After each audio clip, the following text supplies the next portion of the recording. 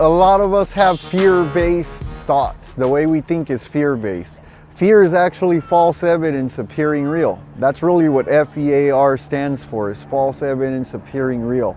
And a lot of times we believe that, you know, the cucuy is gonna get us, which is Spanish for boogeyman or the boogeyman.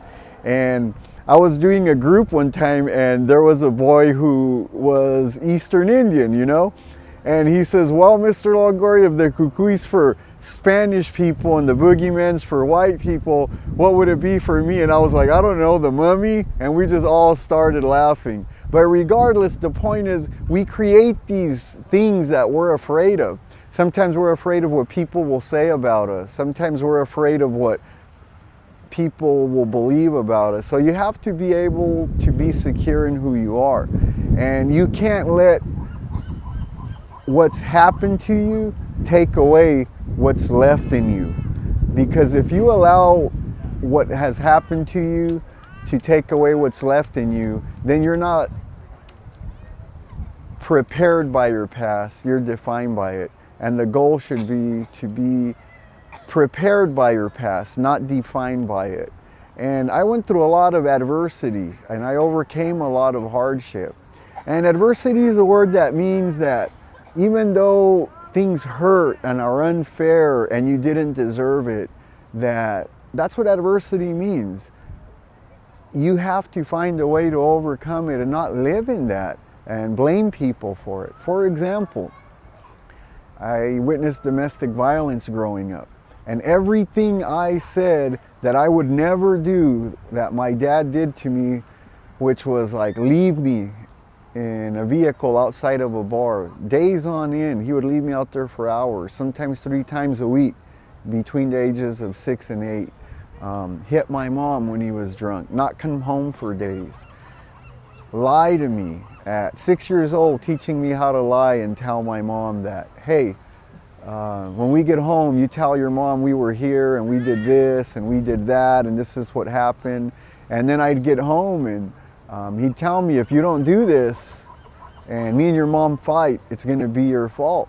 So at 6 years old, I carried that guilt. Then when I'd get home, my mom would corner me, slap me around sometimes, yell at me, and say to me, where were you? And you know, I'd stick to the script. You know, my dad taught me how to lie when I was little. You know how it is. Those people that take us with them when we're kids, they tell us what to say when we get back. And so I'd tell my mom, I'd stick to the script, and then she would say, so you went to your uncle this da-da-da's house, right? And I'd be like, yeah. And it's like, well, then what did you eat? And it was like, oh, I wasn't prepared. And she would see me hesitate. She knew I was lying. Sometimes I'd get spanked or hit for lying. And then she would say, for lying and for not being honest, me and your dad are gonna fight and it's your fault. So at 6 years old, the way it felt to carry the weight of my family's success or failure, it was just a lot.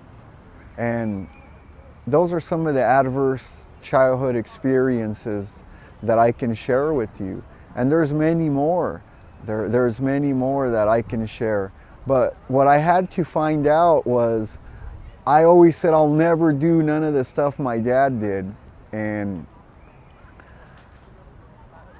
I didn't see my dad for a long time, over 20 years. And when I did finally reconnect with my dad, I seen him and I went to meet him. He lives in San Diego and I live by Fresno, Tulare County, and I went and seen him, and I hadn't seen him in about 20 years. And first thing he wanted to do, because I'd called and arranged to see him when he first made eye contact with me, he's like, he wanted to apologize and cry and relive the past.